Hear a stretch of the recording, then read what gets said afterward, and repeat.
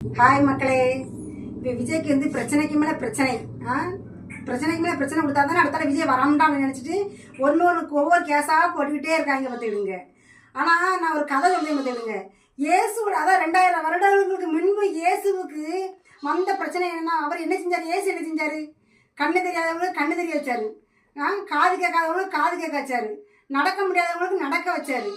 நிறைய கஷ்டத்தை வந்து இயேசு என்ன செஞ்சா தீர்த்தாரு. அப்பவே தீவிரவாதிகள் மாந்திரவாதிகள் அப்படின்னு நிறைய இடைஞ்சல் இருந்தது.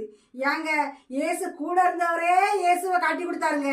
காட்டி கொடுத்து இயேசுவை அடித்து சிலுவையில் அரைஞ்சி தூக்கி கொன்று சிலுவை இழுக்க வச்சு கொண்டுட்டாங்க. கடைசி இயேசுவே கொண்டுட்டாங்க.